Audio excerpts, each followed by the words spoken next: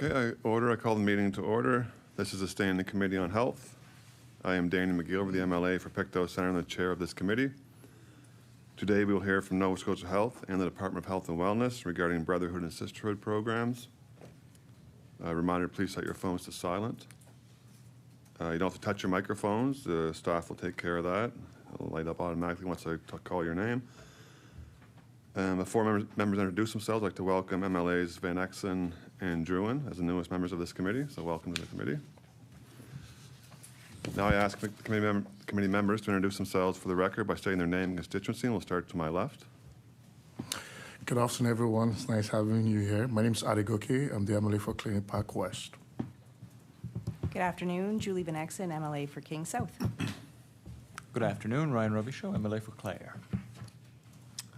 Nick Hilton, Yarmouth. Nice to see you all. Good afternoon. I'm Becky Druin, MLA for Lunenburg West.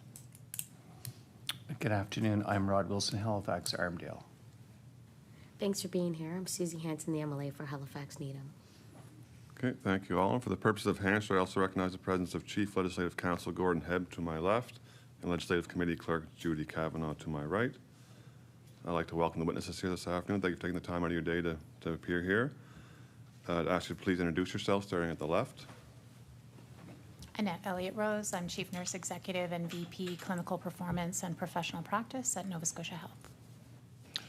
Dr. Ron Milne, physician, founder and lead of Nova Scotia Brotherhood. Mahogany O'Keefe, Senior Director of EDIRA at Nova Scotia Health. Good afternoon, Joy Knight, Senior Executive Director, System Integration at the Department of Health and Wellness. Hi, Rod Francis, Executive Director of Equity and Engagement for the Department of Health and Wellness. Okay, thank you very much. I understand we have two opening remarks, so we'll start with Ms. Knight. Thank you. Good afternoon, all. Thank you for having us. My colleague Rod Francis and I and our Nova Scotia Health colleagues are really pleased to be here with you today to speak about the successes, impact, and importance of the Nova Scotia Brotherhood and Sisterhood programs.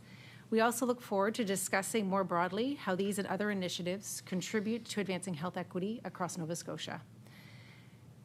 Everyone's healthcare journey is unique, and that journey begins long before you step inside of a hospital, a clinic, or a doctor's office. We know that the social determinants of health, such as income, education, racism, and access to opportunities, all play a critical role in shaping individual and population health experiences and outcomes. It is why programs like the Nova Scotia Brotherhood and Sisterhood are vital to improving access and health outcomes for Black and African Nova Scotians. They work to address long-standing systemic social and health inequities experienced in these communities by bringing together supports and services for medical, social, and emotional needs in a holistic, community-based approach in a safe and supportive environment. The Nova Scotia Brotherhood was launched in 2015, and by 2023 was expanded to include the Sisterhood to support Black and African Nova Scotian women and gender-diverse individuals. And we know their great work is making a difference. In the past year, these programs have facilitated more than 5,600 appointments and services from primary and mental health care to health promotion, education, and helping people to navigate the health system. As essential as these programs are, it is also the responsibility of the department to take action to recognize and address the systemic barriers creating unequal access to care in Nova Scotia and the impact that this has on health outcomes. We must ensure that our efforts to recruit, retain, and train healthcare professionals are representative of the diverse communities that we serve. We are committed to supporting initiatives that address these realities, and we look forward to sharing more with the committee today on this. The change that is required will take time, but we are committed to a collaborative approach that includes working with healthcare providers, health system partners, and most importantly, with community. Thank you, and we welcome your questions. Thank you, Ms. Knight, and we'll ask Mrs. O'Keefe for opening remarks as well. Thank you. Good afternoon. My name is Mahogany O'Keefe, and I recently joined Nova Scotia Health as the Senior Director of Equity, Diversity, Inclusion, Reconciliation, and Accessibility. I'm joined here today with Dr. Annette Elliott Rose and Dr. Ron Milne, and we look forward to providing some updates around Sisterhood and Brotherhood. Let me begin by providing a bit of history, specifically with the use of Black and African Nova Scotian. African Nova Scotians are a distinct group in our province, with 52 historical African Nova Scotian communities dating back over 400 plus years. Black Nova Scotians are another distinct population group who may have arrived as newcomers to Canada from America or from Canada's other provinces. Anti-Black racism affects all social and structural determinants of health, and it is rooted in our unique history and the dehumanizing experience of enslavement caused by the oppressive legacy of colonialism. It is deeply entrenched in most institutions and functionally normalized or rendered invisible to our larger society. For example, I'm sure it would come to a surprise to many that Dr. J. Marion Sims, credited for their work in the field of gynecology, conducted surgeries on enslaved Black women without anesthesia or consent. It was theorized that Black people felt less pain than their white counterparts. Or 40-year Tuskegee study, where the U.S. Public Service deceptively injected 400 Black men with syphilis and deliberately left them untreated so they could observe the disease's progression. Current research shows that anti-Black racism is a structural driver of poor health, shaping access to care, treatment quality, and long-term outcomes for Black communities. There are higher rates of hypertension, mental health strain, and unmet health needs among Black individuals and African Nova Scotians. In response to needs of members of community, the work of Brotherhood and Sisterhood programs and services aims to improve preventative care and screening, primary care supports, and access to specialized services, mental health care, and much more. There was a recent article, which I'd love to share, within CBC that quoted a patient saying, "This is more than just a doctor's office. I feel validated and seen, probably for the first time in my life." And I can personally actually say that I've accessed the services and I have felt seen. The Nova Scotia Brotherhood and Nova Scotia Sisterhood programs are powerful examples of what becomes possible when care is shaped not only by medical experts, but by cultural understanding, community trust, and lived experiences. The success of the program for over the past decade is not measured only in appointments booked or services delivered, though those numbers and the demand for the services continue to grow. Their success can be measured by the Black and African Nova Scotian man who finally felt safe and comfortable managing his diabetes. The success of the Sisterhood can be measured by the Black and African Nova Scotian woman who finally felt comfortable completing cervical cancer screening. The Brotherhood and Sisterhood programs have directly improved access to care, improved screening rates, and supported better management of chronic conditions. They have helped us strengthen trust between Nova Scotia Health and Black communities and shown where Nova Scotia Health must do better. The Brotherhood and Sisterhood programs are proof that meaningful change begins with listening, believing, and partnering, and that we cannot improve health outcomes without first acknowledging the legacy that created the differential treatment in the first place. I look forward to sharing more about these programs as we continue our discussion here today and highlighting what is possible when healthcare is shaped by the voices, strengths, and lived experiences of the communities we serve. So happy to be here. Thank you, Mrs. O'Keefe.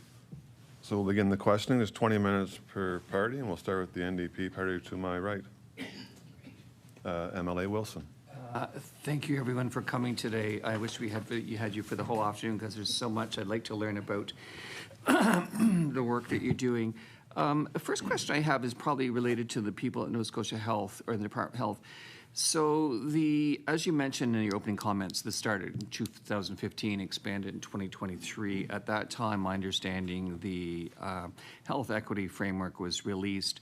When in preparation for today, I was looking for metrics of any measurements, key performance indicators, and any evaluation, quantitative, qualitative, but what's been the impact, not only since 2015, but also in the last 3 years. I may have missed it, but I'm just wondering if someone can speak to what what metrics are being measured, what are the key performance indicators, and is that information available to the communities and to the public?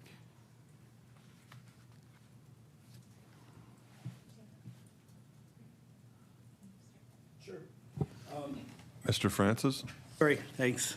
From the Department of Health and Wellness perspective, we have a staff equity strategy that we are currently implementing, and it's certainly comprised of initiatives focused on creating safe and supportive work environments within the Department of Health.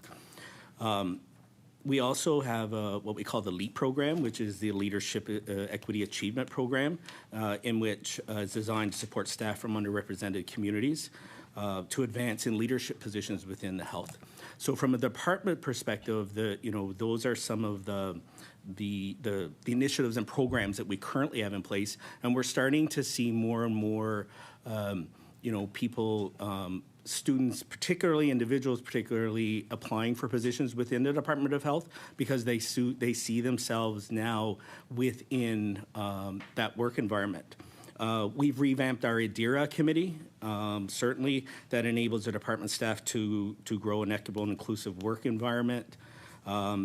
And we have a Equity Youth Health Experience Program and a Black Health Development Mentorship Program. So these are just some of the initiatives that we currently have within the department.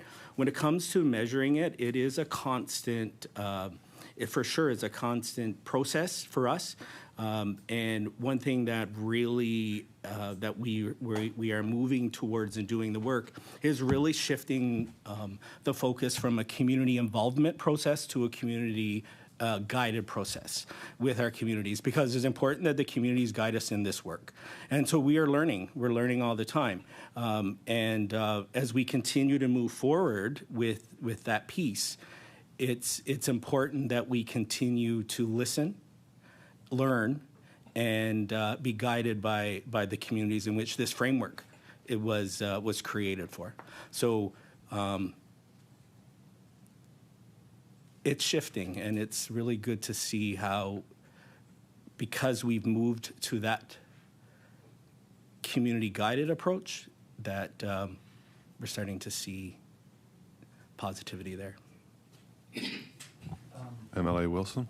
Thank you. I want to be more specific. So you spoke to the process, but again, I'm wondering what metrics and evaluation there has been. What community feedback have you received? What metrics are there to ensure that the programs are meeting the needs of communities? And also in metrics and evaluation, we use them to adjust, do the programs have the right resources? So can you be more specific about what you heard and what you listened and how you pivoted in terms of what metrics you're using to ensure the programs are having an impact? And also what's the community feedback from the programs? Mr. Francis? Thank you. The feedback has been positive, for sure. We're starting to put, I guess from an evaluation perspective, it's a constant evaluation. And one thing that, since coming into the department as the executive director that I've been really, focusing on in equity and engagement is how we do engagement. And that's how we collect that information, is through community voice, listening, and doing more engagement. And so from an evaluation perspective, that's how we're gathering that information, is by being in community, listening to community, and allowing them to guide us. MLA Wilson? Which adds to my next question. I couldn't find, when I was looking to see what the metrics were and what evaluation had been done. Is any of that publicly posted?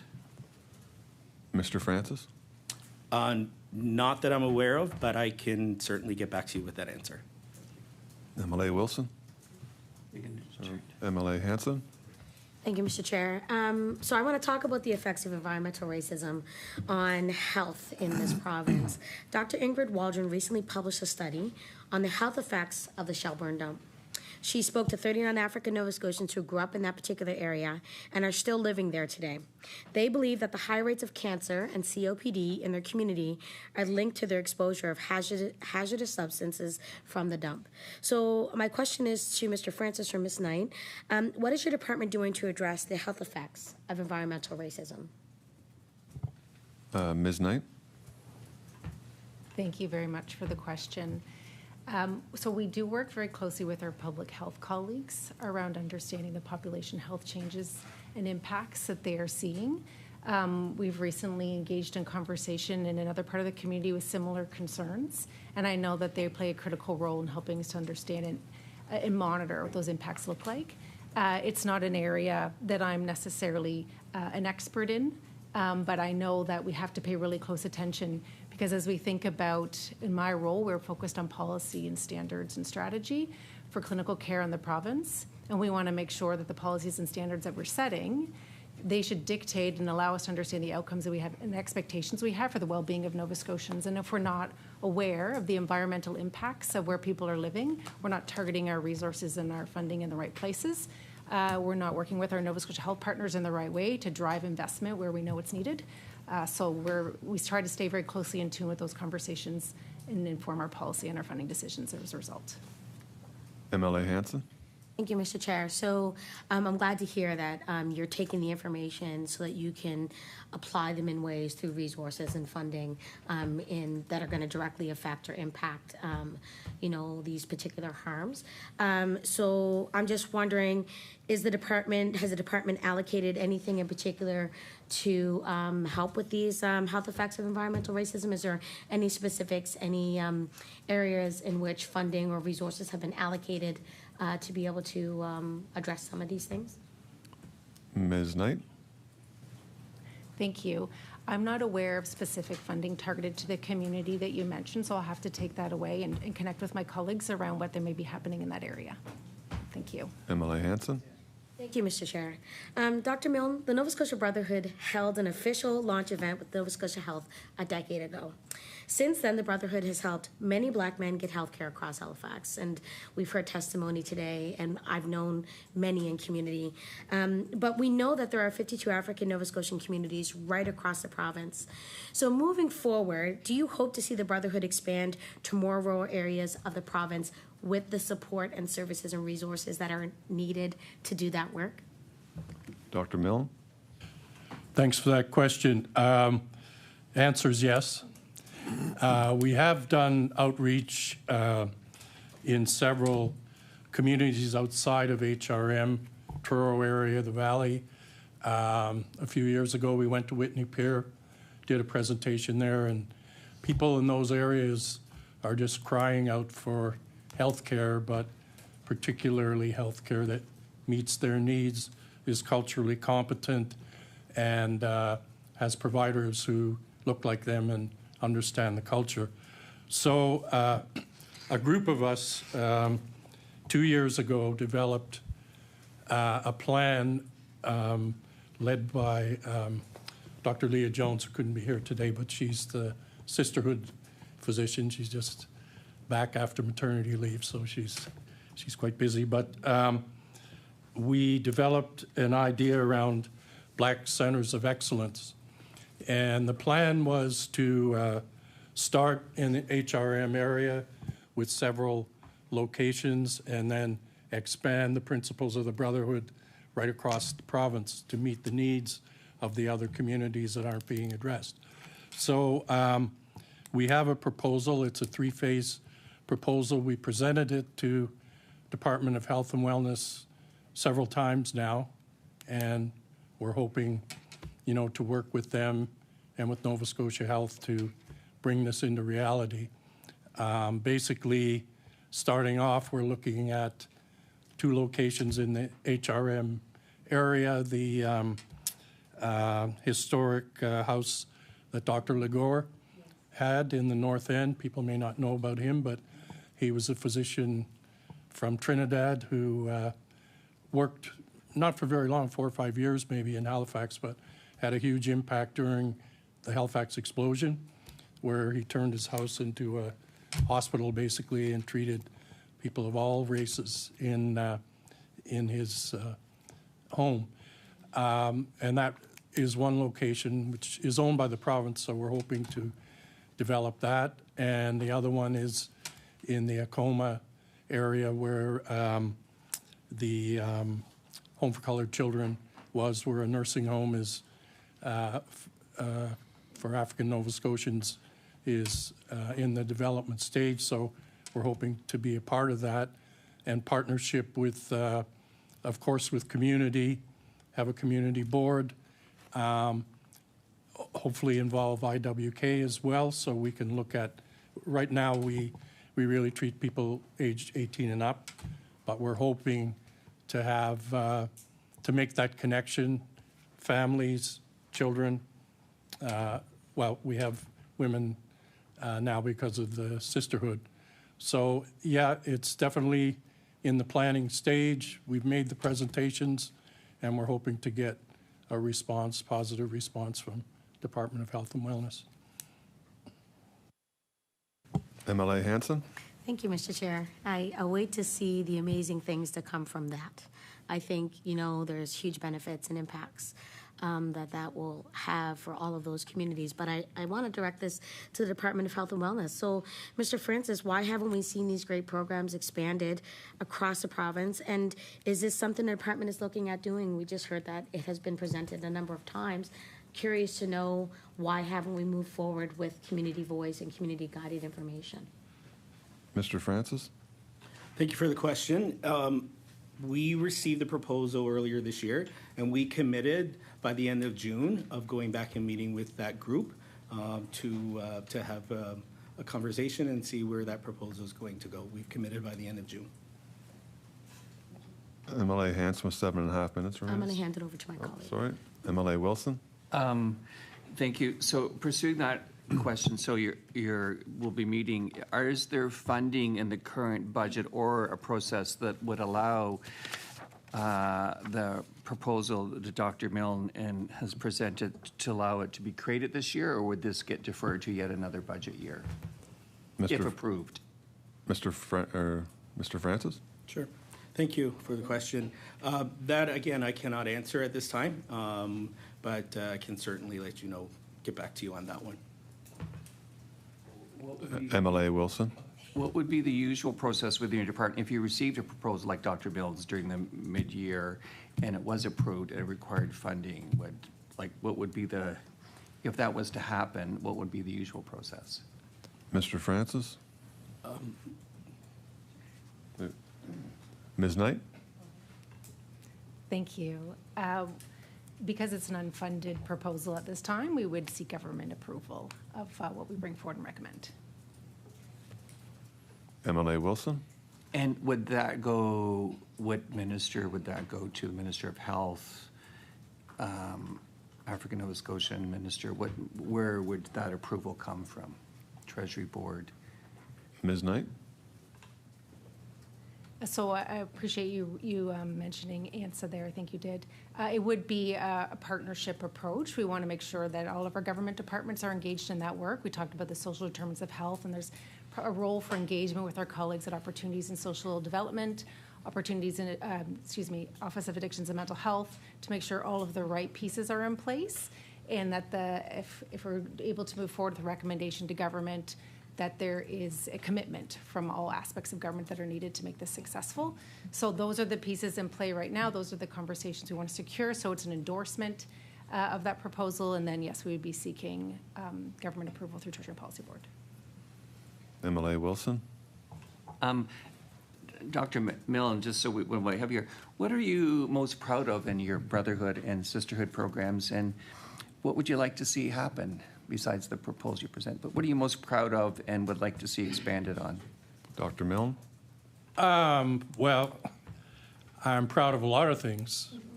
I think we started this journey. Well, first of all, I practiced in Ontario for many years, though I'm born and raised in Halifax. And my grandfather was one of the first black physicians in Nova Scotia many years ago. So it's been a sort of vision of mine to come back to Nova Scotia and maybe in some small way try and carry on some of the work that he did.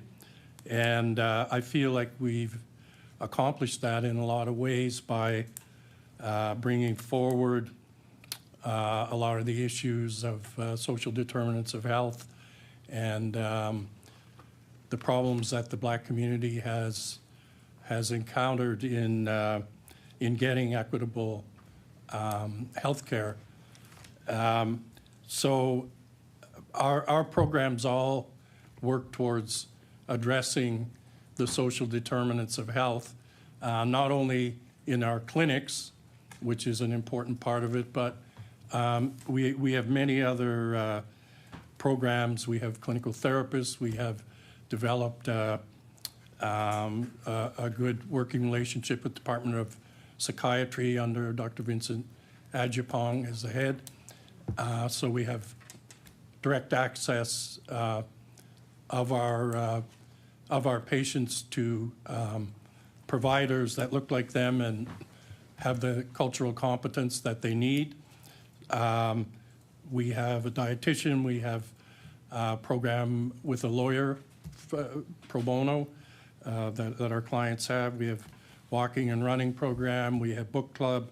We have one of the things I'm most proud of is the barbershop clinics, which we developed through Brotherhood, and it's a model that other groups have picked up on, where it's a safe space for Black men to come talk about issues that affect them in their health, as well as other areas of the social determinants of health. We've had a Black Men's Health Conference. This will be our 7th year this year. Last year we had 300 participants. We just came off a very successful program, which was not a Brotherhood program directly, but we were connected with it, a Black Men's Health Summit, 130 men at the Tatamagouche Tim Hortons camp. Again, a health-related event. We have connections with the court that we've established, the domestic violence court, as well as the wellness court, supporting African Nova Scotian men. We have advocacy at the Abbey Lane Hospital for psychiatric inpatients. We have an anger management program, and we've done outreach to federal and provincial corrections. So there are a lot of things that are, not just me, but we're a team, and we're very proud of what we've done. I think we've made a huge impact in the health of African Nova Scotians. MLA Wilson, 1.5 minutes remaining. I will leave you with the question that we'll catch up with in my next round. What will the proposal that you've submitted allow you to do that you're not currently able to do, and what does success look like with that proposal in terms of impact on the communities? So Dr. Milne with 1 minute and 5 seconds remaining, if you'd like to. Okay. And we can follow up in that. Okay, good. Thanks for the question.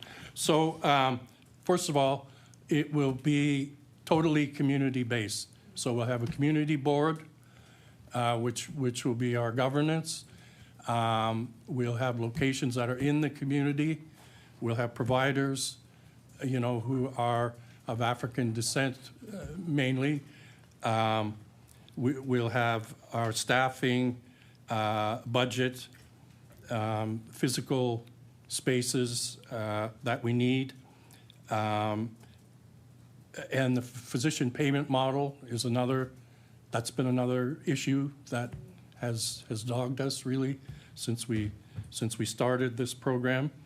And I think as far as extending it out, there are 52 historic Black communities, as Mahogany mentioned, that are really crying out for health care that's representative of their needs. And Order. Sorry. we want to go forward with that as well. Thank you. We'll now move on to 20 minutes of the last. We'll now move on to the Liberal Caucus and MLA Druin. Thank you so much. I'm actually going to continue on with the thread that my colleagues were asking about, and I'll just pick up, I think, where we left right off a moment ago in relation to access for rural Nova Scotians. Black and African Nova Scotian communities across the province. Dr. Milne, I appreciated your description of the outreach that has previously been done and the proposals that have been submitted to expand access to that. But I wonder if you could talk a little bit more and describe any other ways that rural Nova Scotians can access programs, or to the extent that they can't, where you see those gaps being most significant. Dr. Milne. Thank you. So I think at the moment, in northern zone, Truro, we've extended some service there. That's in the development stage. Also in the western zone. We're sort of in the contact stages right now with eastern zone, where there's a lot of need as well. So a lot of it is aspirational. I think part of what we may be able to do is through virtual care, because we just don't have the providers. There's only one Brotherhood physician, that's me. I'm not at the beginning of my career, as you can probably tell. I'm towards the end of my career, but I'm hoping to see some of these programs be carried on and be something that will continue. So I think those are some areas where we can make an impact in those communities, but we need manpower, person power. We do have 2 physicians now with Sisterhood. They're both part-time, and a nurse practitioner that we're trying to retain funding to keep and expand. So there's potential there to do those things in terms of support, but I think where the money is really with the Black Centers of Excellence. That's where we can make the biggest impact, in my opinion, on the whole province. MLA Druin. Thank you so much for that. So I think expanding on that and the prospects for extending these programs so that the reach can be expanded. There's a proposal in place now, and I'm just curious in terms of financing and budget cuts. I think this is probably for DHW, but I'm wondering. We did see many cuts to important programs and initiatives that support Black and African Nova Scotian communities as well as Mi'kmaq communities in this fiscal year. And I'm wondering, have those cuts impacted the funding for the Brotherhood and Sisterhood programs? Has the funding changed? Has it been decreased as a result of those cuts? Ms. Knight. No, there hasn't been any cuts to the Brotherhood and Sisterhood funding. MLA Druin. Thanks. That's great to hear, and really pleased about that. Looking forward, though, to the need to expand these services and have access more broadly across the province and to be responsive to the proposals that are in. We have seen government projections of additional cuts to programming generally and funding generally within the budget over the next 3 years. And I wonder if there's been any discussion internally as to how that may impact funding for the Brotherhood and Sisterhood programs, either with signals from government as to whether they'll be impacted or discussion on how to mitigate internally in the event that that happens. Ms. Knight. Thank you for the question. No, there have been no conversations around reductions to the budget, and I would say that the Brotherhood and the Sisterhood are very deeply valued by the department. And I would say, like, to take it a little bit even further, and back to my opening comments, like, we do understand we play a role in the space. It's not just for community to impact the systemic barriers facing Black and African Nova Scotians. And within the department, we are working on new policies and standards to ensure cultural competency is actually an expectation of how care is delivered. And we're investing in training for our staff, and policy leaders have to be culturally competent as well. It's not just clinicians in Nova Scotia Health and the IWK. So we're also really investing in that space as well. MLA Druin. Thanks so much. That is really great to hear. I wonder as well, Dr. Milne described gave a very detailed and I think helpful description of the work around social determinants of health and the community connections that are necessary to really do that. It goes beyond core healthcare services into other community supports and services with physical activity programs, book clubs, the barber shop clinics, and even connections into the court system. And I might ask this question broadly, both DHW and also Dr. Milne and anyone else who may be able to comment on this. We have seen government make cuts to some of those really important social spaces, community spaces, third spaces, and programs, as well as court programs. So we know there have been cuts to the domestic violence court. We've seen recently cuts to libraries, and I do know that some of the outreach in the equity framework was actually done through libraries. Can anyone speak to the impact that that has on holistic programs like the Brotherhood and Sisterhood programs, where it is so much beyond core health care and requires that connection with organization that supports the broader social determinants of health?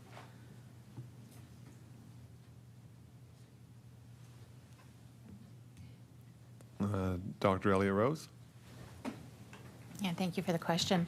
I'll start to say that Nova Scotia Health has a number of community partnerships, and so we work very closely locally, and we value the spaces and the relationships with community in order to advance a number of programs. The programs that Dr. Milne described are within the Brotherhood. So Nova Scotia Health, with the funding that we have, advances those activities and initiatives within that funding portfolio. And of course, we do that in partnership and designed by community. So we continue to work with community to make sure that we can provide services in the places that are most valuable for them. Ms. Knight. If it's okay, I could add a little bit from the department. Thank you. I would just like to say a little more broadly, what we certainly recognize is how do we have to work differently as a government, and working horizontally has never been more important. And as colleagues in particular, I work very closely with the Office of Addictions and Mental Health and Opportunities in Social Development. So when we talk about wanting to make sure the impacts to communities from a social determinants of health lens aren't having negative health outcomes, we know we have to work differently together. There are excellent community-driven and community-led programs out there, and if we actually work differently together as colleagues within government, I think we can smooth the pathways for people to access a service they need in a much more meaningful, better way. So that's a lot of our focus right now is on building those strengthened relationships within government as well. Emily Druin. Thank you. So I'm curious about the programming of the Sisterhood in relation to the Brotherhood. So we know the Brotherhood has been in existence for, I think, 8 years longer than the Sisterhood. And so I'd just like to know more about whether there are learnings from the Brotherhood that still need to be implemented, or programs as the Sisterhood sort of works to I wouldn't say catch up, but works to build out from their establishment in 2023. Dr. Milne? Thank you. Yeah, the Sisterhood budget is separate, and unfortunately, I don't have their numbers with me today, but they do have some unique programs that they've developed for women. One of the things that was determined several years ago, there was a study that showed a 40% decrease in the uptake of pap smears and mammograms for African Nova Scotian women. And that's one of the areas that the Sisterhood has tried to address in a unique way with what they call pap parties, where they'll have, well, if you can make a pap smear into a celebration. But anyway, make it as welcoming as they can for screening. So yes, they do have their own unique programs as well. Unfortunately, there's nobody here from Sisterhood to really address the programs they have, but they've certainly built on and added to what we've done. MLA Druin? Thank you so much. I'd like to shift and focus now to the Nova Scotia Health Equity Framework, and have a few questions around that. So that was released in July of 2023, almost 3 years ago, and the report provides a list of the province's intended actions under the framework's key themes. And so I have some specific questions around those actions and what updates could be provided around that. The first question is in relation to the establishment of the Health Equity Framework Partnership Charter involving core health systems, institutions, and community partners. And I wonder if we could be provided on a status update around that, and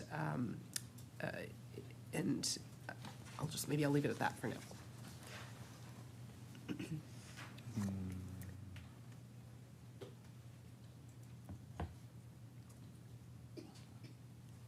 Ms. Knight? Thank you. I'm actually not familiar on where the status of that is right now. I apologize, so we'll have to get back to the committee on that. MLA Druin? Okay, I appreciate that. So maybe I'll just provide some specifics for that follow-up. We're interested in understanding the status of that charter, and if it's not complete, what stage is it in? What work is underway to progress it? What system partners are involved, and when is the anticipated completion date?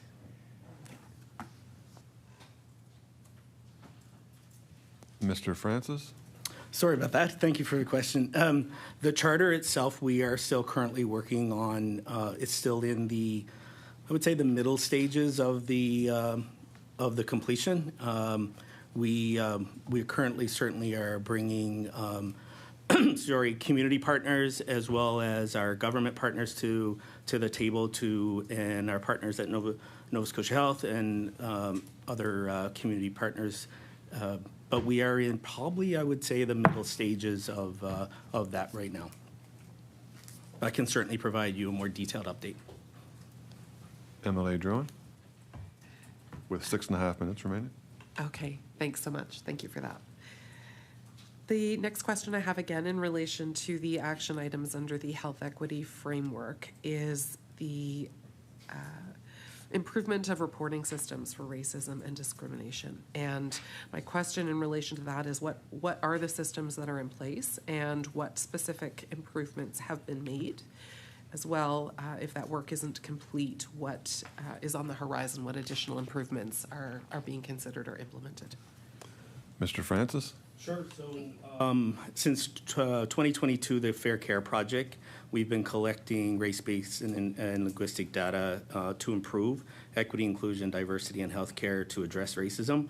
Right now, there are 480,000 Nova Scotians that have opted into the Fair Care Project to provide race-based and linguistic data. We are currently in the process of venting some of that data because there's no doubt there would be duplications and stuff. So we're currently in the process of venting some of that. We're also working to stand up a community-driven data governance process. This will commit to the community partners who support the original design of the Fair Care. The data governance process will provide opportunities for community groups, representatives to also vent that, to advise and ultimately approve any sort of kind of requests that we may have as well around data, and the piece for when we collect that racism and the approach in which we do that. MLA Druin? Thanks for that. And so I guess my follow-up question to that would be, given the status of that, are you at the point where you are accessing data to assess health equity outcomes, or are you still at the point of setting up the structure and ensuring the data is coherent and usable? Mr. Francis? Thanks. As I said, we're currently venting it. There is some great data in there that we certainly will help as we move the work forward, but we are currently venting that. With that, as I said, 480,000 Nova Scotians have opted into that. As you can appreciate, there is a lot of data there to vent. MLA Drone with 3 minutes and 45 seconds remaining. Thanks for that. So I think my follow-up question to that would be, is there an anticipated timeline for when that data will be in a state that it can be evaluated and assessed to give us information on those health equity outcomes and then drive further action? What would that timeline look like? When can Nova Scotians expect that data to start to drive decision-making? Mr. Francis? Thank you. I mean, as you can appreciate, this is important data, and we want to ensure that we are analyzing it correctly. So to give you an exact time, I can't provide that right now, but we are certainly recognizing that this is very important. MLA Drone? Thanks very much, Mr. Francis. I think I will just introduce the next question. I suspect I'll have to pick it up again the next time around. Again, this is in relation to health equity framework actions. And this was in relation to the action of completing the policy audit of the health system. And I'm looking for a status update on that work as well, and some information on what the results were and actions that may be coming out of that.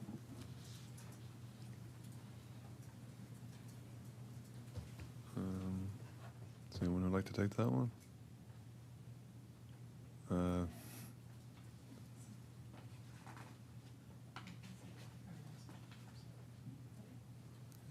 Dr. Elliott Rose? Thank you for the question. So from a Nova Scotia Health perspective, as an organization, our policy team is developing an equity lens that we'll be using to review all of our policies, both existing policies and those that we'll develop new. Thank you. MLA Drone with a minute 45 seconds.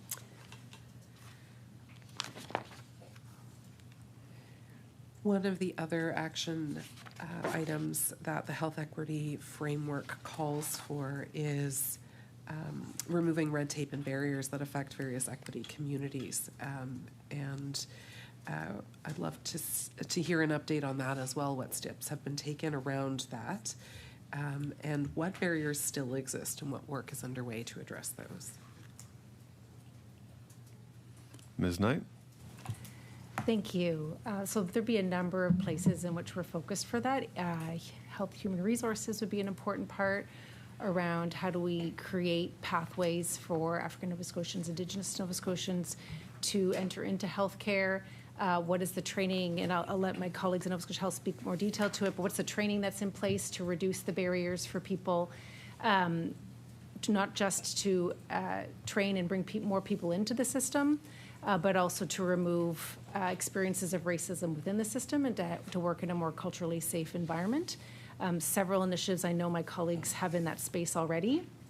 There would be barriers related to just trust in the system and pathways into healthcare. That's in working in partnership with colleagues at education around what do scholarships look like, what does it look like to bring awareness through community-based organizations to the professions in the health sector, and how do we help people to learn and grow into those roles. So I think there's a number of things underway from a government perspective, but I'd invite my colleagues in Nova Scotia Health to highlight their work if they'd like. Okay, I'm going to call order. The 20 minutes has expired, sorry. We'll move on to the PC party, and we'll start with MLA Hilton. Thank you, Mr. Chair, and thank you to all of you for coming in this afternoon and sharing a wealth of information, a lot of it new for me. being from Yarmouth, don't get to experience the Brotherhood and Sisterhood programs a lot, but looking forward to seeing how they spread across the province in time. Of all the comments made so far, the ones that really stick with me are from your opening statement, Ms. O'Keefe, and how you experienced the Sisterhood program yourself and the difference that made, and I'll carry that forward with me. And Dr. Milne, you said you were in Ontario for several years before you came here, and I personally wanted to ask, the experience from healthcare there to here when it comes to programs like this. I believe that the Brotherhood and Sisterhood programs are quite unique, and I'd just like to hear how we are moving things forward here in Nova Scotia. Dr. Milne? Ontario, of course, has a much bigger population. It has a much bigger Black population than Nova Scotia. And I feel like what we're doing here is quite unique. I don't really think there's anything like it anywhere else in Canada from what I've heard. I've also had outreach from people in the U.S. who are quite astounded by what we've done here. There's really nothing similar. They have the barber shops there, and we got the idea for that from the States. But in Ontario, some of the work I did, I worked mainly in Peterborough, Ontario, which really doesn't have a large Black population. It has a large Indigenous population, but not Black. And during my career, I also worked at Black Creek Community Center in Toronto, which is a high Black and immigrant population in Jane Fitch area, if you know anything about that. It's a high social needs area. And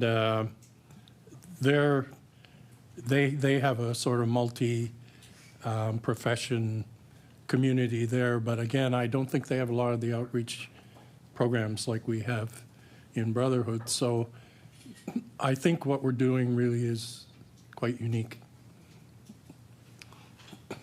MLA Hilton?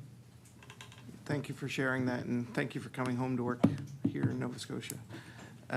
Just to build on that a little bit, we know that the Brotherhood and Sisterhood programs are quite unique, and they're considered grassroots and tailored to community needs. And this is both for the department and for the witnesses. What insights can you give on how they provide on health outcomes and health system integration? Like how do these programs help move us forward? Dr. Milne? Well, I mean, I can speak from my personal experience on that I've seen a number of men who, excuse me, have had no health care probably for 10 years, haven't had a family doctor, haven't really accessed the healthcare system, including people who really need to, people with diabetes, hypertension, undiagnosed conditions. And so I think we've made a huge impact that way. But also in our outreach programs, we do a lot of advocacy in the hospital, in the area of corrections, in the courts, and I know that has made a big impact as well in people's lives. So there are lots of things beyond what you would look at as a traditional healthcare system, doctors, nurses, pharmacy, medications, and that sort of thing, more into the area of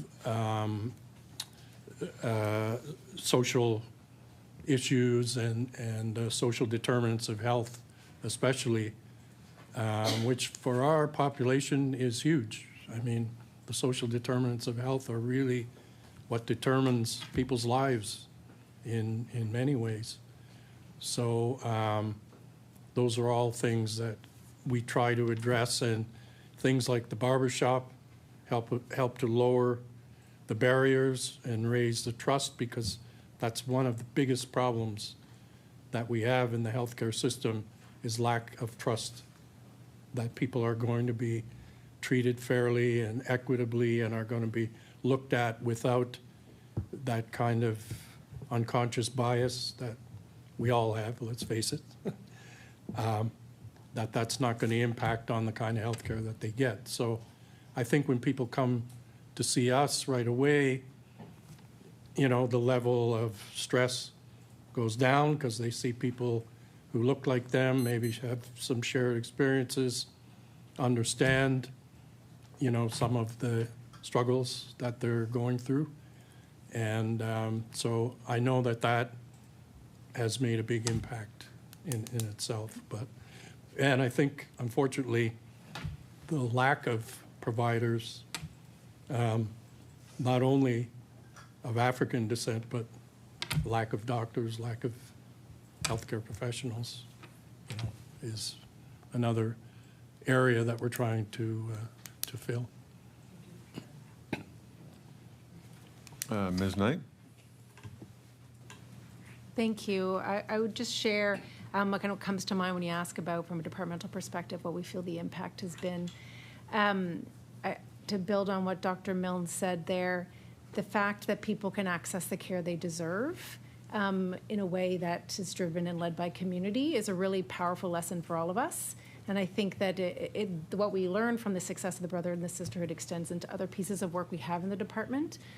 It certainly is having an impact in how we think about our community health centers and ensuring there's areas, access to health care from a social determinants lens for all marginalized populations and communities, and the power of when you make that available to people and the impact it can have.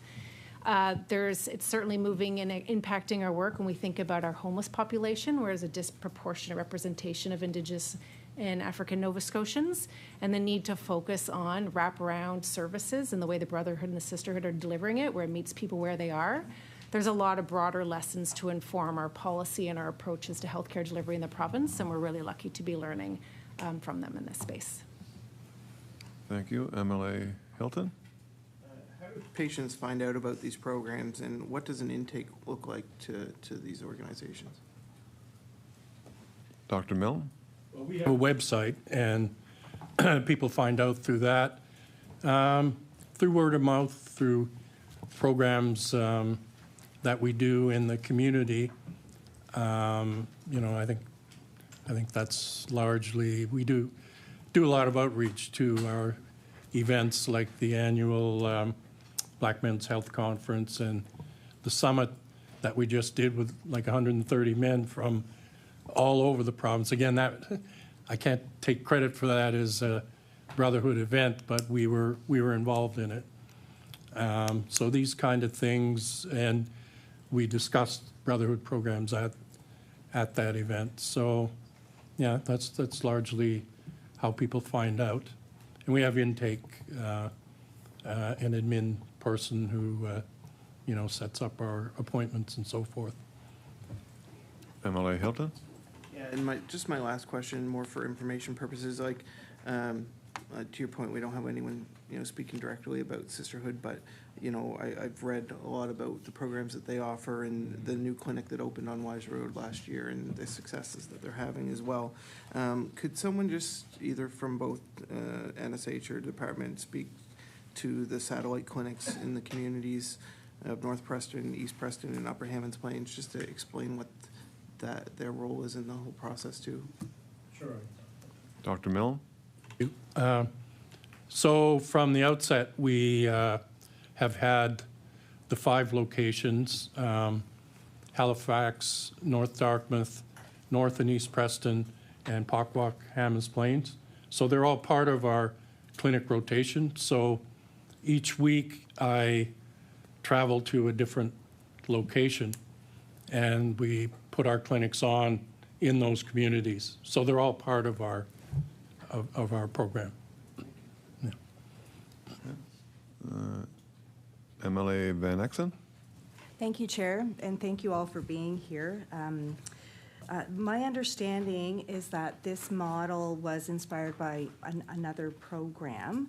So I was hoping that maybe you could help highlight some of the adaptations that went into modeling this for a Nova Scotian context. Dr. Milne? Sure, thank you. So the initial work for developing this program came out of the need to recognize that there were shortcomings and problems with outcomes for Black patients, also for access. And one of the most striking pieces of data we had was the life expectancy between, in particular, Cole Harbour area and the Preston area, a 10-year difference in life expectancy for men in those two communities. So those are some of the things that really highlighted the need. So Health Association of African Canadians, mainly through the work of Sharon Davis Murdoch, who on her own expense went to Chicago along with I think several other members of HAWC and looked at the Chicago Brotherhood model, which was a little bit different than ours. They provided haircuts, but they also provided meals, housing, a lot of different aspects of care. And then at the same time, the men could access health care, get their blood pressure checked, maybe their diabetes or whatever. Of course, the situation in the U.S. is different because the health care, excuse me, is not universal. And a lot of those people really had no health care. So we adapted that to our system where health care is universal, and we built on it. So in the barbershop clinics and some of the other programs that we have came out of that model, but we developed a model that was unique for Nova Scotia because Nova Scotia is unique in many ways. Yeah. MLA Van Exen? Thank you. And so I know that the program has been operating for quite some time, and that you've spoken about a lot of different things here. So thank you very much for sharing. And I was hoping that maybe you could provide some more examples of the program's impact and reach. Maybe speak to some more about the demographics. I know that you had shared right now it's 18 plus. You were looking at how you could support in other ways, but maybe some more around the trends that you might be seeing. So. Dr. Milne? Yes. I think one of the biggest areas that we've tried to make an impact on is in mental health. And I think just in the 10 years Brotherhood has been operating, that we've seen some huge shifts in mental health, especially around young people, that with social media and all the stress and problems that brings, with drug use, with early psychosis, especially in young people, oftentimes around drug use. That's a huge problem that we've been trying to access. Also, depression, anxiety, suicidal ideation, these are all things that, you know, have been huge problems that we try to address. But also, I think the more common things, and this is where our data comes in, that's so important. The data we operate on is all basically from US and UK, which are different in many ways from what we experience here. And so the need for data and understanding what are the health problems that are affecting our black population here, so that we can target and address those things. But, you know, typically diabetes, hypertension, vascular problems, cancers like colon, prostate, breast, ovarian cancer. You know, these are all things we try to target and educate people on, and, you know, be as proactive towards prevention as we can. Also, diet and nutrition is a big part of it, and we do have a dietitian who's very active in our program. She's also our team lead, Natalie, from the Sisterhood. So, yeah, those are some of the things. I hope that's, yeah, giving you an idea. MLA Van Exum with 4 minutes remaining. Oh, sorry. Dr. Elliott Rose. To add to Dr. Milne's information as well. So for the Brotherhood initiative, starting in 22-23, there were 196 people, men, who were seen for primary medical care. That rose to 683 by 25-26. And then for mental health, 64 men were seen in 22-23. That rose to 855 in 25-26. For the Sisterhood initiative, 42 women were seen in 22-23 for primary medical care. 1,272 were seen for primary medical care and clinic visits by 25-26. 32 women were seen for mental health in 22-23, 445 by 25-26. So it speaks to, I mean, Dr. Milne has shared wonderful examples of the success, and the numbers speak about the success and how people are seeking the services and benefiting from the services. Yeah. Thanks for that, Dr. Elliott Rose. MLA Van Exum. Thank you for adding some numbers to that as well. I appreciate that.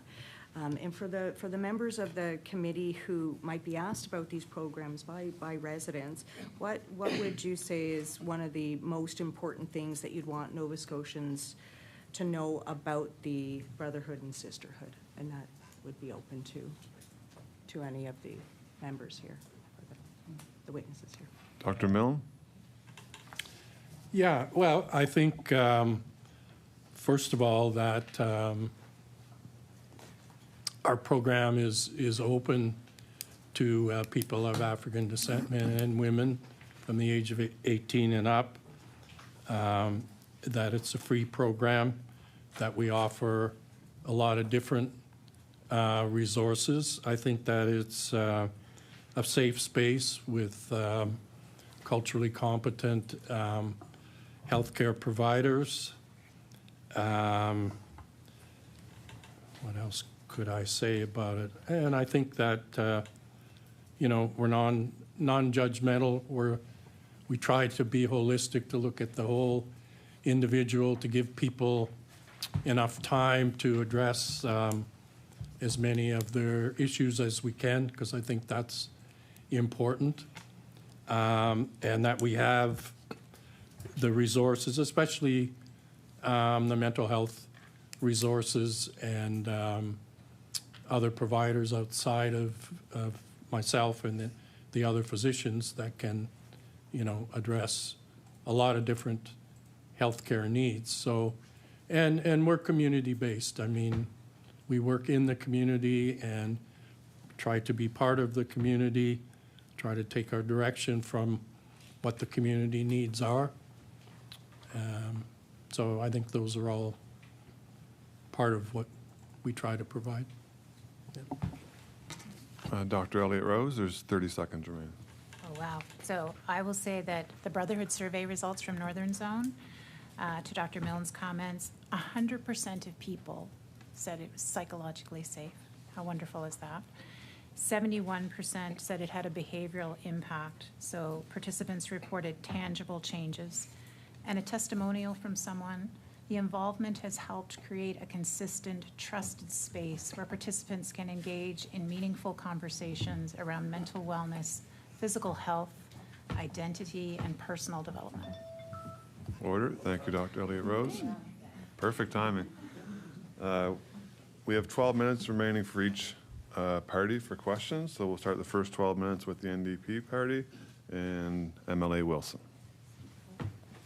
Given the successes we've heard from everyone, I can't imagine why this program, your proposal, is not going to be supported. So my question to the folks at the Department of Health, when should the Brotherhood and Sisterhood expect a definitive answer to this amazing, exciting proposal? Ms. Knight? Thank you for the question. I think, like what we've been saying here, is we wouldn't want to push timelines that go against the meaningful conversation with community. We acknowledge that we have an updated proposal on hands and that we need to meet and continue to advance those conversations. I think the timeline will be driven by the comfort of everybody involved. I will say that there's elements of that proposal that we want to act on now. So a Center of Excellence model involves education and training, and there's aspects in those spaces that Nova Scotia Health and the department are moving on actively now, because there's a lot of value in that Center of Excellence approach. I know one quick highlight would be, I was just recently had a conversation with the Sisterhood about some research they're going to be doing around Black women health with Dr. Dole at the IWK. So we know we need to continue to advocate and push in that space, not just through the proposal we've received through the Brotherhood and Sisterhood, but in general, more broadly, as a department, we need to advance more research and education and training. Thank you. MLA Wilson? The ones you want to act on now, when will that happen? Ms. Knight? So if you're asking about what actions we currently have in play right now. You said there was something you'd like to MLA Wilson? Sorry. MLA Wilson? Sorry. Ms. Knight? To clarify, I think I said we are acting on some things now. MLA Wilson? Sorry. Still learning. If I heard you right, and maybe I misunderstood, there's things that you want to act on right now, if that was correct. And if that's correct, when might those happen? Ms. Knight? Thank you for the clarification. I think what I was trying to say is we want to move now. We don't want to wait, and we are. So I wasn't trying to suggest that we're also not moving in that space. We recognize and want to move and are. Yes, thank you. MLA Hanson? Thank you, Mr. Chair. And I just want to touch on healthcare, mental health care. I know that, healthcare and mental health care for African Nova Scotians looks different. And there was a question from the Desmond inquiry that I made, and it was clear that African Nova Scotian men need better access to culturally appropriate mental health care, especially in rural areas, because they often feel stigma. And I know that that was some of the comments that Dr. Milne had mentioned, when going to a doctor to get help, there's that feeling of like distrust. So, this is to the Brotherhood, because the Brotherhood does excellent work and has excellent Black providers and are providing services that draw people in, as we heard from the data. I'm just wondering, Dr. Milne, are there things that the government could be doing better to support African Nova Scotian men in rural areas to get the mental health that they need? Dr. Milne? Thank you. It's a challenge for sure because number one, the lack of providers. Number two, lack of providers with cultural competence and just general lack of resources. So I think maybe providing some of the programs that we're offering would be helpful, like the barbershop clinics. Clinical therapists is a big one, and of course, I know it's not easy to extend that, but the access to psychiatry is pretty huge. Yeah, and not only psychiatry, but mental health providers in general. Yeah. MLA Hanson? Thank you, Mr. Chair. I appreciate that from your expertise and perspective, because at a different committee on the Desmond inquiry, we heard that the Department of Nova Scotia Health were not sure how many net new Black psychologists and psychiatrists have started working in the province since the inquiry's recommendations were released. So, Dr. Milne, do you have a sense of the current gap here, and is this an area where we need more recruitment? Dr. Milne? We've been very fortunate. Again, I mentioned Dr. Ajipong, who's the head of Dallas Psychiatry, that we've been able to develop the transcultural psychiatry program so that our patients, Brotherhood and Sisterhood patients, have access to psychiatry. I think it's once every 3 weeks or so. We have a clinic where they see people, but I think that's quite unique, and that extends also to the Indigenous population and newcomers as well.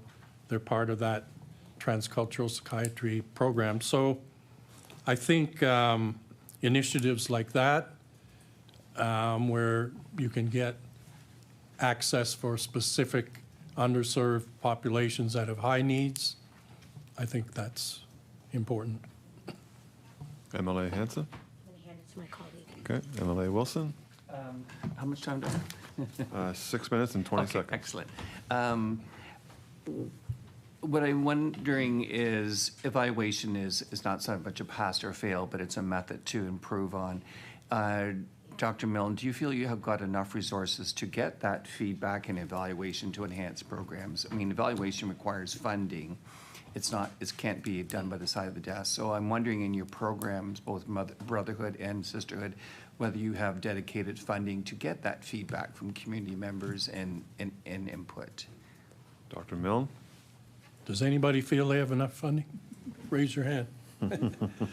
No, but seriously, I think the program that we're advocating for, the Black Centers of Excellence, can address a lot of these needs. So we're hoping that will help to address some of the challenges we have that I've talked about. MLA Wilson? You also mentioned, which I have a lot of respect for, the role of cultural competence, and certainly most of my career has been in Indigenous communities and working on cultural competence. I guess this question probably for both yourself, Dr. Milne, and Dr. Elliott Rose. Do you feel like we're actually making success, or am I being cynical about developing cultural competence in the education of healthcare providers, nurses, physicians, occupational therapists, or is it still something that feels good but isn't getting the attention it needs? Dr. Milne? Well, the PLANS program at Dal, I think, has gone a long way to addressing that for training Black physicians. And I think that program, which is under Dr. Leah Jones, is a great example. Also, the work with Indigenous health that Dr. Brent Young is doing through the Native Friendship Center. I think those are examples of some leadership there, but I think there's need for improvement. Excuse me. There's need for more providers of African descent, of Indigenous descent, probably of other ethnicities and races too. So I think it can always be better, but that's a start anyway. Thank you. Dr. Elliott Rose? Thank you. I agree with Dr. Milne. It's a journey, right? And we need to continue to build those the knowledge, skills, and competencies around cultural safety for sure. At Nova Scotia Health, we do have a certain level of equity, diversity, inclusion, reconciliation, and accessibility education for all new hires now as part of general orientation. We also include that a different level and more detailed level of education, cultural safety education for clinicians, knowing the very unique role that they have caring for Nova Scotians. I'll give you a couple of examples. So we have partnerships with ISANS. They have a program, Understanding Intercultural Competency. We've had about 297 attendees from Nova Scotia Health over the last couple of years. There's also a course called Inclusive Perspectives, focused on clinical leadership, 131 attendees. Strengthening Inclusive Interprofessional Practice, 50 attendees. And there are several more around specific courses around microaggressions and whatnot. So with Ms. O'Keefe's leadership, and we're so pleased to have her in the role as Senior Director for EDIRA and building out a portfolio and a program of equity and belonging differently at Nova Scotia Health. Our plan is to continue to move this forward, continue to offer more education around cultural safety. So, thank you. Thank you. MLA Hanson with 2 minutes remaining. Thank you, Mr. Chair. Ms. O'Keefe, I am very interested in knowing more about what other programs and things that are being implemented within the department that you feel are being credited as success. Like, you know, are there things that you're seeing impact? Are there noticeabilities or data points that you're noticing that, you know, are creating a change within, you know, the work that you're doing throughout the department? Mrs. O'Keefe. Thank you for the question. So I started at NSH in October, so I know very little, and I'm still learning. However, I think what is happening is that there's pockets of really great work that's happening. I know there's some really great work, EDIRA work, in cancer care. They've done some really inventive things. Public health has done some really extraordinary pieces. And I think at this point it's a matter of like, we're figuring out, we're gathering the data of what's currently happening, and we're having more of a systemic conversation of how can we ensure that it's aligned across the system. And so that's a big part of why I came over to NSH, is to really help with the alignment piece. I know we spoke a lot about reporting earlier and tracking.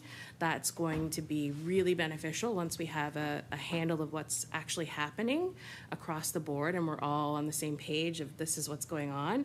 Then we can have even more robust conversations about tracking and reporting, which I think that will help with the health equity framework pieces and the KPIs in that regard. So there's wonderful things that are happening. At this point, we're just trying to gather all those wonderful things and talk about how can we better align those pieces so that it just makes sense and it's consistent. Like when it comes to competency and training, everybody needs to be saying the same thing across the board. So we're getting there to our point. It's a journey. I have to call order, sorry. No worries. Sorry. We'll now move on to the Liberal Party and MLA Druin. Thank 12 you, minutes. Thank you, Chair. So I wanted to pick up on some of the comments Dr. Milne made around the availability and access to providers and continue on with the questions that I had around the actions from the health equity framework. And so the comments in particular that I think I was interested in were the challenges with lack of providers, particularly those providers with cultural competence. And so I appreciated the comments and details that were given around some programs that are supporting that. But one of the ways that we do that is by ensuring that we have equity, or ensuring that we have diversity in our providers, among our providers and among leadership. And we see that reality reflected in the action that calls for increasing equity representation in health leadership and front lines, building a healthcare workforce that reflects increasing diversity of all people who live in the province. And so I'm not sure who to direct this to, but I'll throw the question out there and hopefully whoever and the question can answer. And the question that I have is what actions are being taken on that front?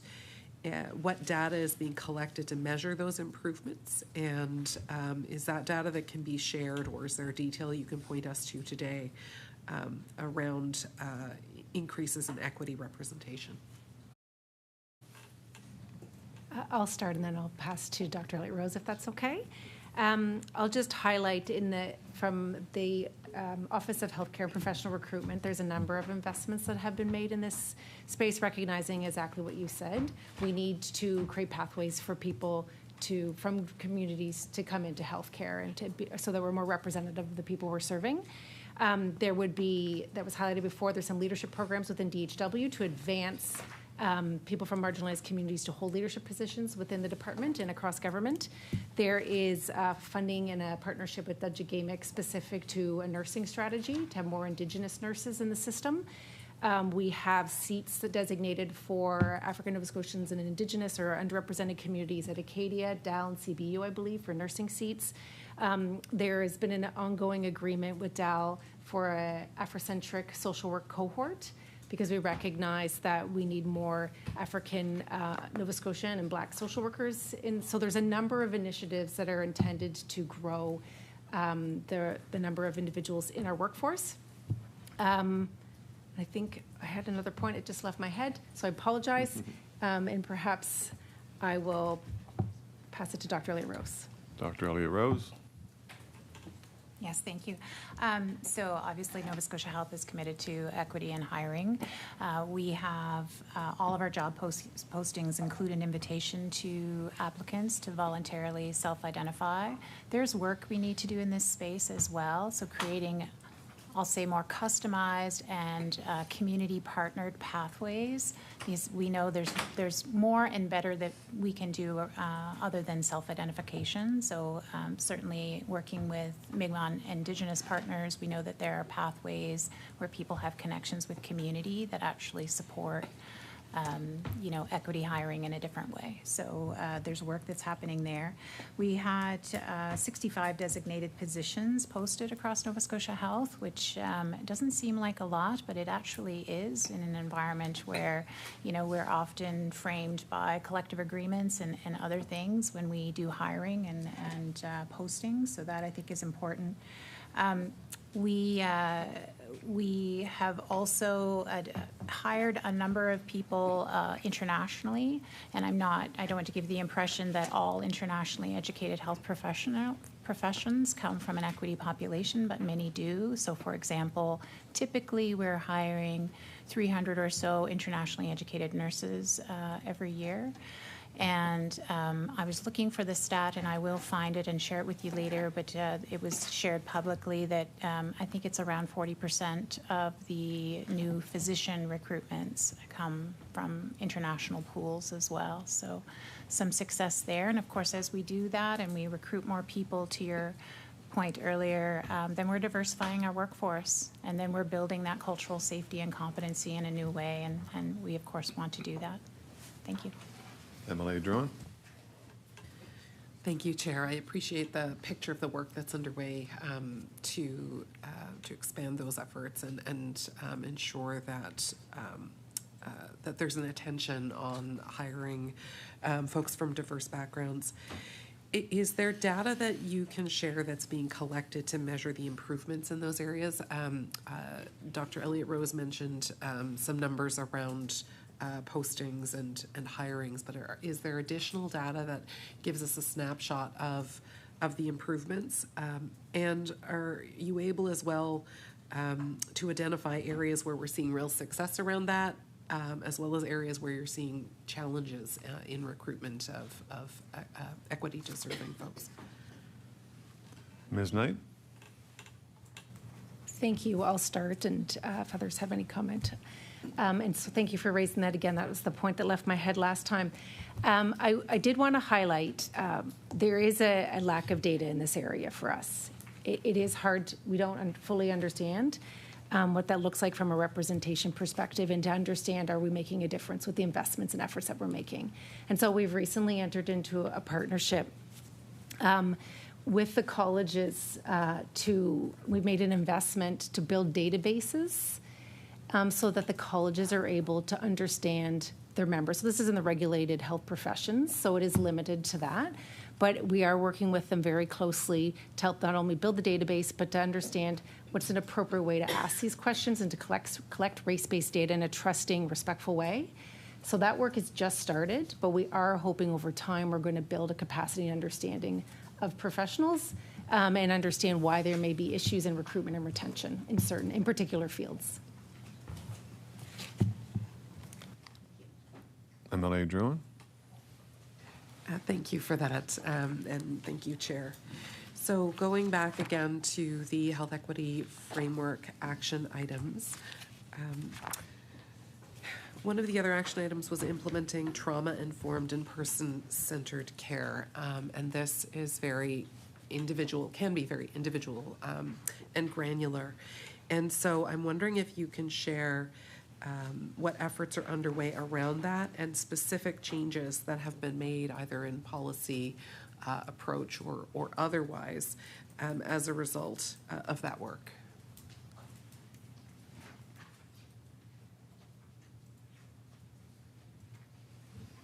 Dr. Elliott Rose. Thank you for the question. Just looking for a specific number. We do offer trauma-informed care to thousands of employees at Nova Scotia Health every year. There's an established provincial approach in partnership with the IWK around trauma-informed care that's been in place for, I want to say a couple of decades, maybe not quite that long. And so it's active education that we do with teams, particularly with mental health and addictions teams, and we continue to do that. Yeah, great. See, my colleagues are wonderful. They're sharing the numbers with me. More than 6,000 healthcare providers have received trauma-informed care training. This is in the mental health space, particularly including over 1,000 staff in mental health and addictions. Yeah. Thank you. MLA Druin. Thank you, Chair. So that's excellent to hear that training is underway. I wonder, has, the framework came out in 2023, and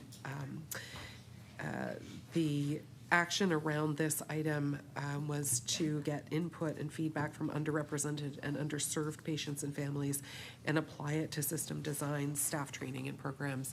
So is there any information that can be shared around whether that training has been adapted as a result of engagement with patients and families, or whether there are other system designs or programs that have been implemented or are underway through the health equity framework work?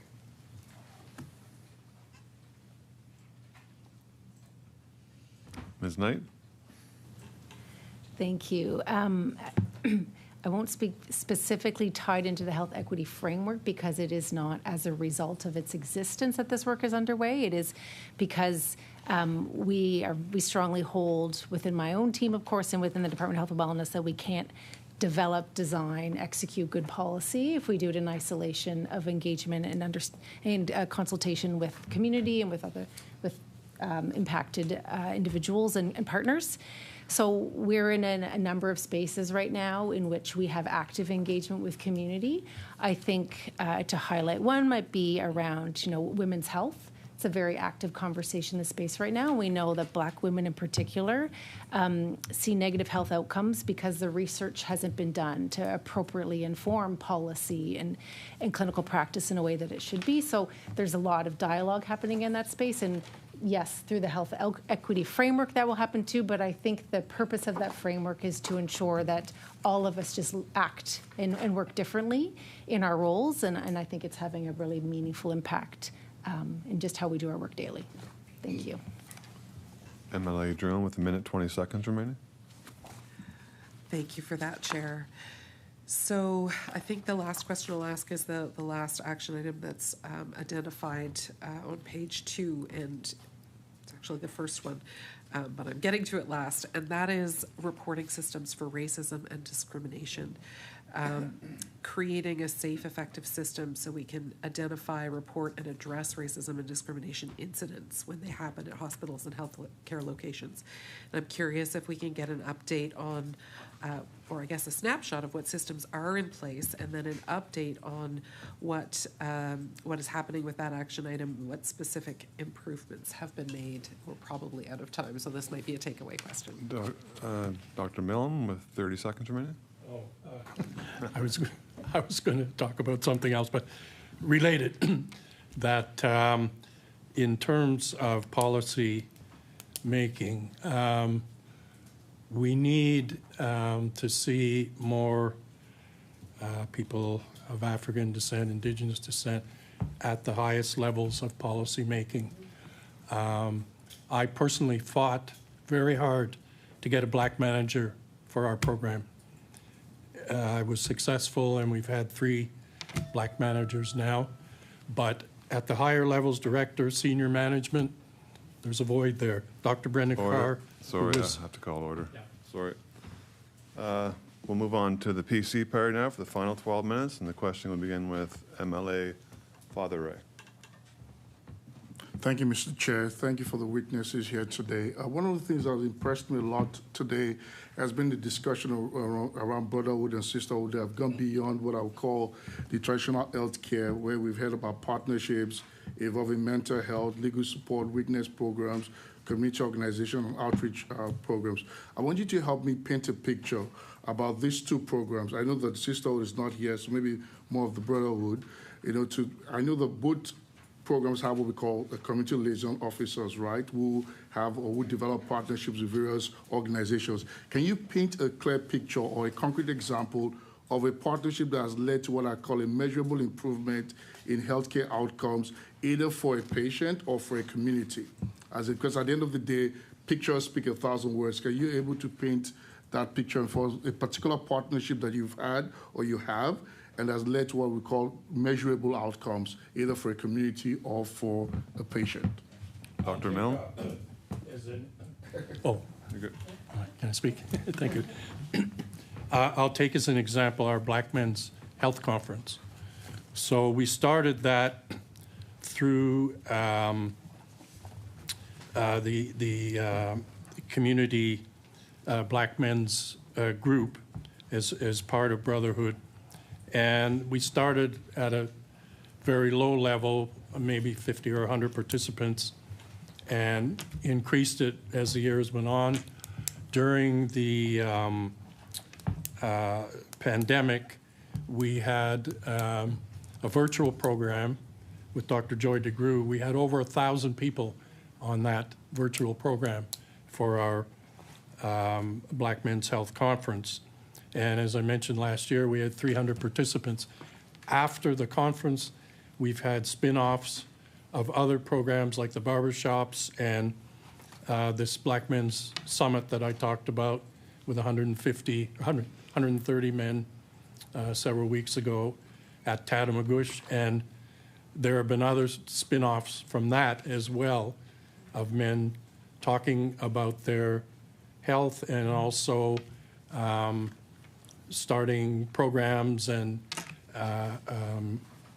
activities through their own communities. So I think that's one example of a measurable partnership that we've done. Thank you. MLA Father Ray? So I know anytime a program is created, it was created to be able to solve a particular need, right? And so I'm just wondering, obviously one of the things we've always known is there have been many issues around, historical barriers to African Nova Scotia. I said the historical Black communities, and I also say the Black communities generally also. So I'm wondering what exactly, as these programs, what exactly are they addressing regarding historical barriers that are faced by either people from the 52 historical communities or Blacks in general, whether they are Blacks, Caribbean Blacks, Blacks from the motherland, or Blacks across the province. What are those things you would say that this program is addressing, those specific barriers that we've talked about for a while? Dr. Milne?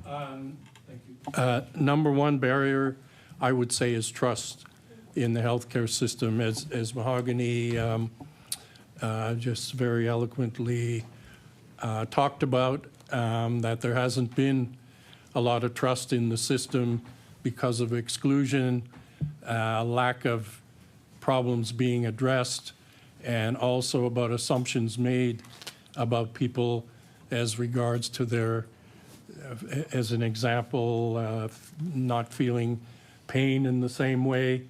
There are a lot of issues with, for instance, skin conditions in people with darker skin that haven't been addressed because of the lack of training there, and that's still a big gap. So I think those are some of the examples, but I would say also in mental health is one of the most important areas where because of a stigma in some of the Black communities against seeking help if you have mental health issues, addressing your emotions, talking about your feelings.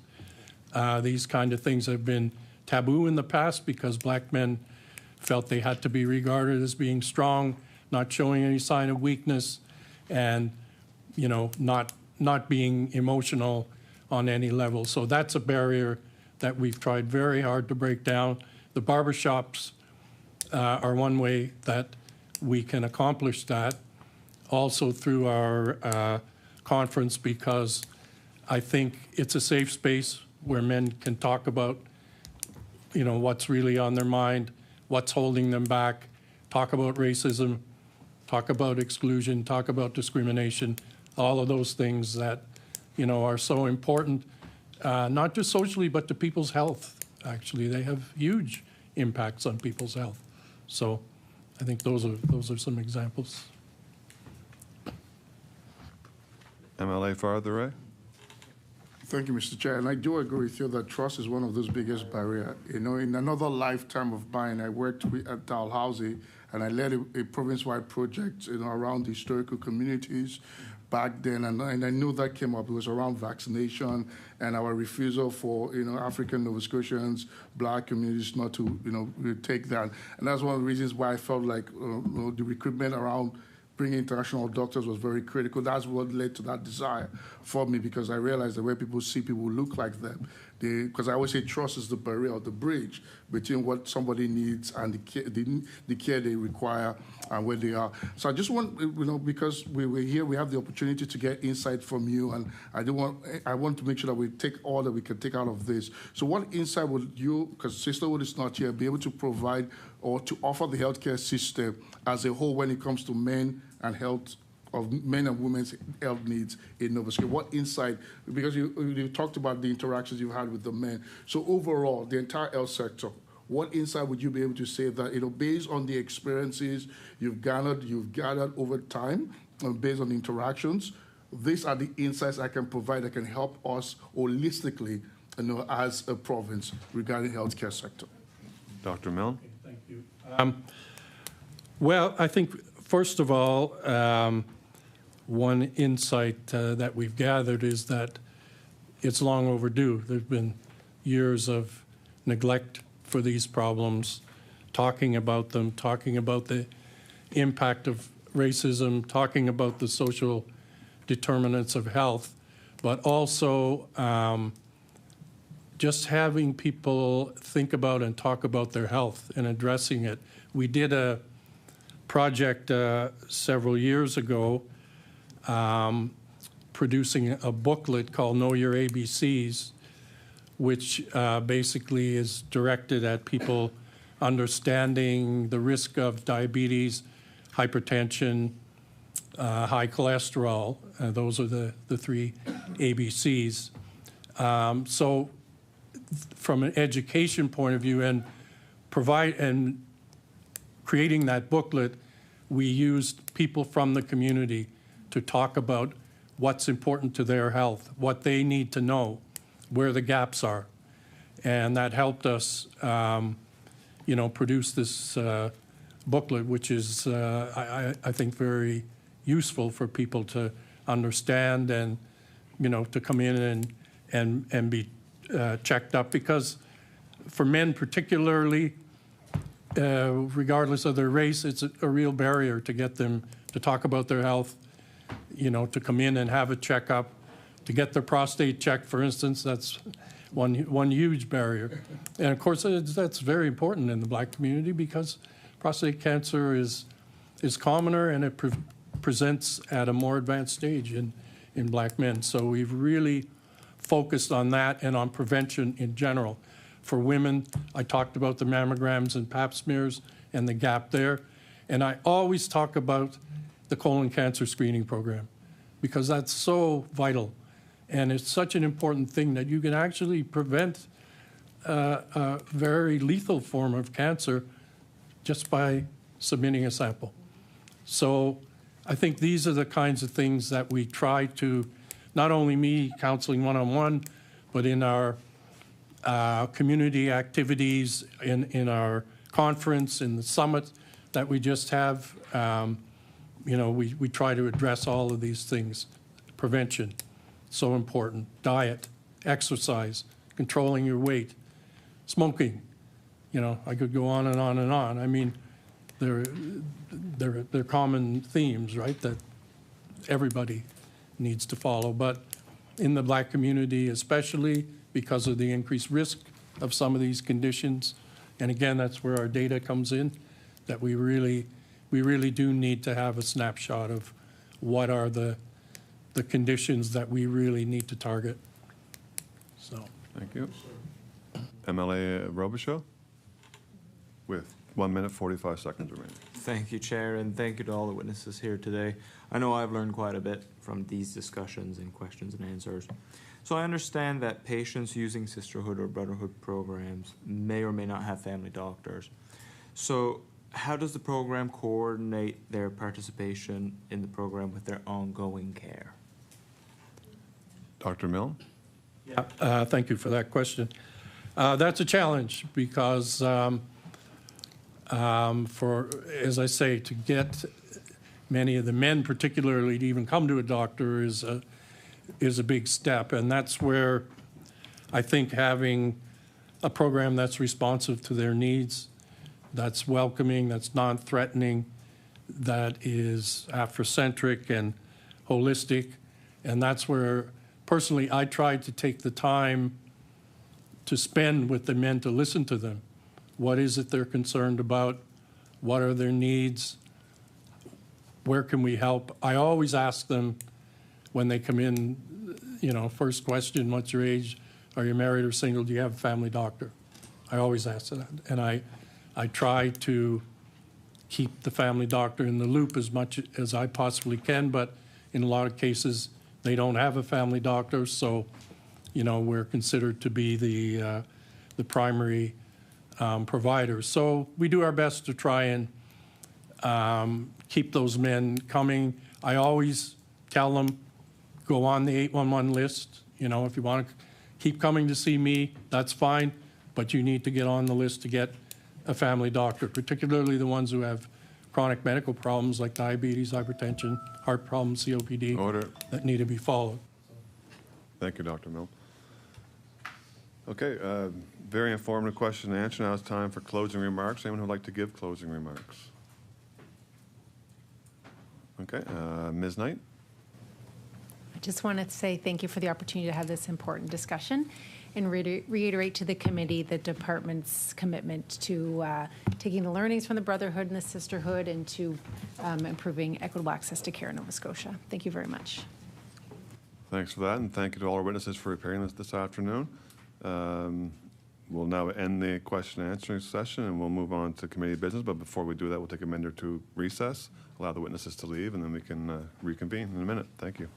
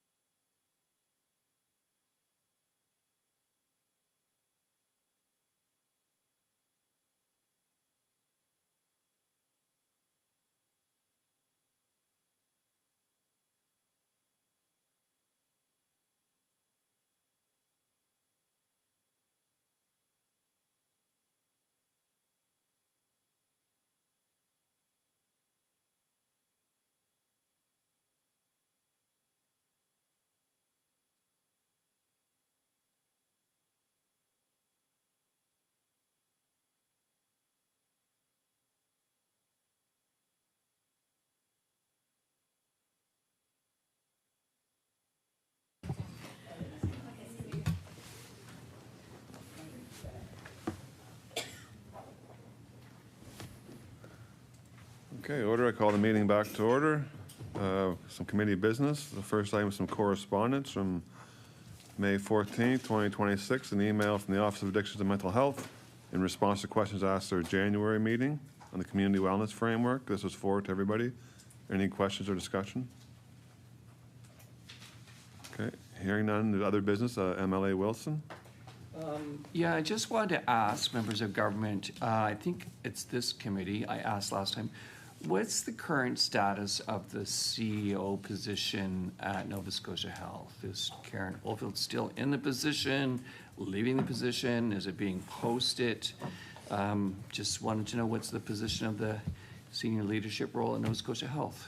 MLA Hilton. Thank you, Mr. Chair. And Karen was on a 3-month term that began in April. So that there should be a conclusion this month.